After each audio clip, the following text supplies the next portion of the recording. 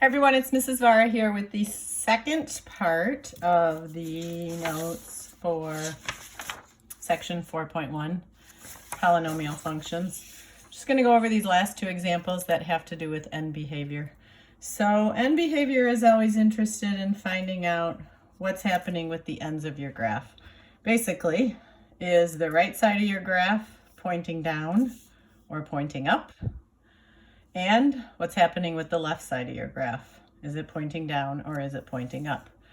This is how we decide if we're looking at the right side of the graph or the left side.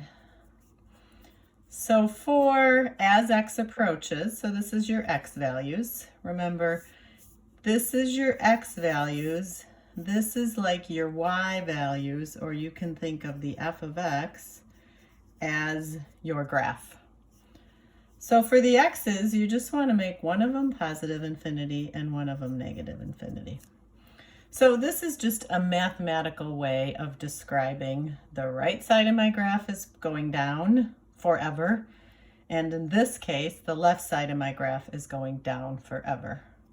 So we use the x approaches to designate the right side of the graph or the left side of the graph. So you think as x approaches positive infinity, that's just where are the positive x's at? Well, they're on the right. They're on the right side of the graph. So then cover up the left side and think what's happening on the left side? Where is my graph pointed? In this case, it's pointed down. We're going to call down negative infinity. So on the right side of my graph, on the right side of the coordinate grid, sorry, my graph is pointed down. So I say, okay, right side is going to negative infinity. As x approaches negative infinity, that's just saying, hey, where are the x's negative? Well, they're over here on the left side of the coordinate grid. So let's cover up the right side of the coordinate grid. Where's the left side of my graph going? Well, in this graph, both ends are going down. So my graph, which again, f of x represents your graph, is pointed down. So that's going to negative infinity. So when both of these are down, that's a graph where both sides of the graph point down. These where the graph goes in the same direction are easier, right? So let's look at this graph. Both sides, right side and left side of this graph is pointed up. So I know my f of x, which represents my graph. Both of these, I'm going to say, oh, well, my graph, no matter where I am, whether I'm on the right side or the left side, my graph is pointed up. So both of these should be positive infinity. So I'm going to say both ends up on this graph. And then over here, these again, you can always just fill in. Positive infinity is going to be the right side of the coordinate grid. Negative infinity is going to be the left side of the coordinate grid. So again, x just tells you where are you looking. Positive x's, right side of the coordinate grid. Negative x's, left side of the coordinate grid. Now this is where it gets a little trickier, where one end is up and one end is down. Also, I want to remind you, both ends in the same direction. This is an even degree. You should be familiar with this one. This is an x squared, even degree. This is an even degree.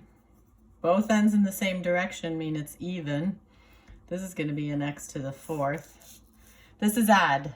One end up, one end down is always going to be an odd degree.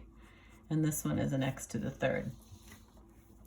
So first set up your as x approaches. Make one positive, make one negative, because we want to describe what's happening on both sides of the graph. So remember, as x approaches positive infinity, that's the right side of the coordinate grid. Cover up the left side of the coordinate grid. Look at the right side. Graph is pointed up. We call up positive infinity. So we say f of x is approaching positive infinity. This is saying, hey, check where the x's are negative. That's the left side, right? This is where the x's are negative. And then tell me where the x's are negative, where's the graph pointed? left side, my graph is pointed down. So I say, oh, my graph is headed toward negative infinity. F of x approaches negative infinity. Okay, here's another odd one. One side up, one side down. Again, the x's make one positive infinity and one negative infinity. This is, look where the x's are positive. That's the right side of the coordinate grid. What's happening with my graph over here on the right side? It's pointing down. So f of x approaches negative infinity. Down is negative. This says, hey, this is the left side of the coordinate grid where the x's are negative. What's happening on the left side over here? Graph is pointed up.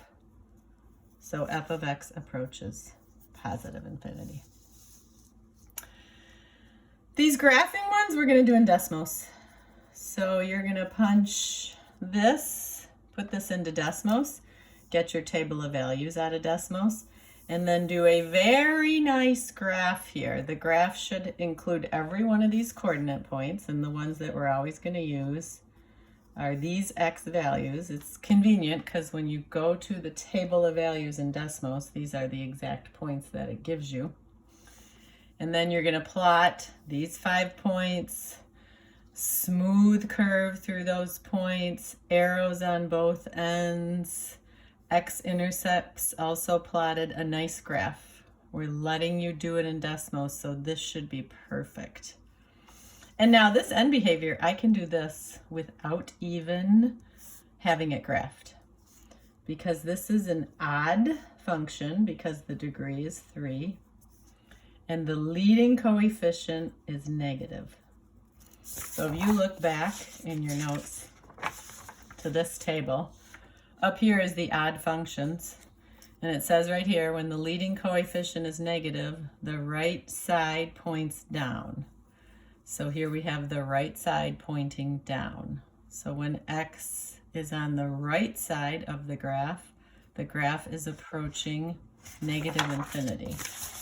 So when x is positive, or the right side of the coordinate grid, the graph is going to go down.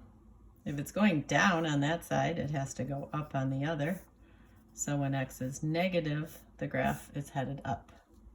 So this graph is going to look, after you put it in Desmos and graph it, something like that. Right side down, left side up. Okay, that is it for 4-1. Oh, well, the last one is another graphing one that you can do on your own.